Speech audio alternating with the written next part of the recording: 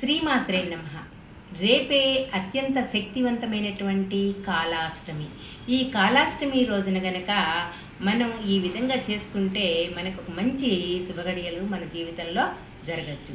అవి ఏవంటే, నరదిష్టి ఉంటే అది పోతుంది, దృష్టి లోపాలు ఉంటే పోతాయి, మరియు అనారోగ్యం ఉంటే అది చక్కబడుతుంది, ఇంకా అప్పుల బాధలు పోతాయి, ఆర్థిక సమస్యలు కూడా ఉండవు. ఈ విధమైనటువంటి విధానాన్ని కనుక మనం అనుసరించినట్లయితే మనకి మళ్ళీ మంచి రోజుల్ని పొందగలం అన్నమాట. మరి ఏం చెయ్యాలండి అంటే, ఒక చిన్న రెమెడీ అన్నమాట. అదేంటి అంటే, కొన్ని మిరియాలను తీసుకొని ఒక తెల్లని వస్త్రంలో మూట కట్టేసేసి దాన్ని నువ్వుల నూనెలో కానీ ఆవు నేతిలో కానీ నానబెట్టాలన్నమాట, ఉదయం నుంచి సాయంత్రం వరకు. దాన్ని సాయంత్రం దగ్గరలో ఉన్నటువంటి కాలభైరవుడి దేవాలయం కానీ శివాలయానికి కానీ తీసుకుని వెళ్ళి ధ్వజస్తంభం దగ్గర ఒక ప్రమిదలో పెట్టి ఆ మూటను గుత్తిలాగా మలిచి దాన్ని వెలిగించి మనము దీపారాధన చేయాలన్నమాట.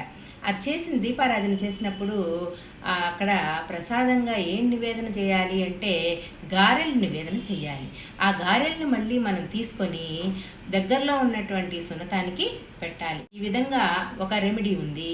మనం అనుకున్న విధంగా మన జీవితాన్ని మలుచుకోవచ్చు.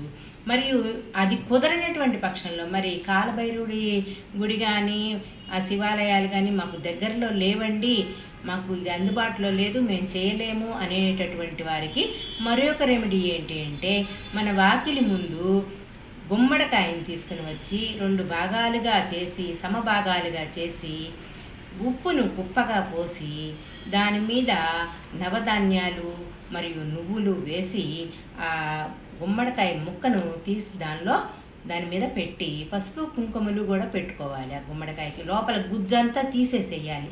తీసేసి పసుపు కుంకుమలు పెట్టుకొని దాన్ని ఆ ఉప్పు మీద పెట్టాలన్నమాట. ఈ ఉప్పు మీద పెట్టిన తర్వాత ఏం చేయాలి, ఒత్తిని నువ్వుల నూనెలో తడిపినటువంటి ఒత్తిని కొన్ని నువ్వులు వేసి, నల్ల నువ్వులు వేసి దానిలో ఆ నువ్వుల దీపాన్ని వెలిగించాలన్నమాట. ఈ విధంగా 2 వైపులా చెయ్యాలి. ఆ దీపం ఆ రోజంతా వెలుగుతూ ఉంది. మరి ఉదయం మళ్ళీ ఏం చేయాలంటే, మనం ఆ 2 గుమ్మడికాయలని తీసేసి, ఆ ఉప్పును గుమ్మడికాయలను అన్నింటినీ తీసి ఎవరు తొక్కనటువంటి ప్రదేశంలో మనం దాన్ని వదలాలన్నమాట.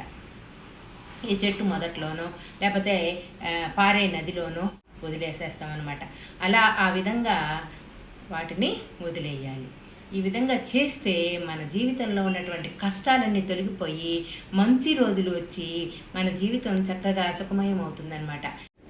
ఈరోజు కాలభైరవాష్టమి చదువుకుంటే చాలా మంచిది. కాలభైరవుడి యొక్క అనుగ్రహాన్ని మీరు పొందుతారు. ఈ విధమైనటువంటి రెమెడీస్ని మా గురువు గారు ఒకరున్నారు. ఆ గురువు గారిని నేను అనుసరిస్తూ నాకు తెలియని విషయాలు ఆయన నుండి నేను ఎన్నో తెలుసుకొని మీకు చెప్తున్నాను. మీరు కూడా చెయ్యండి, మీ జీవితాలను బాగు చేసుకోండి.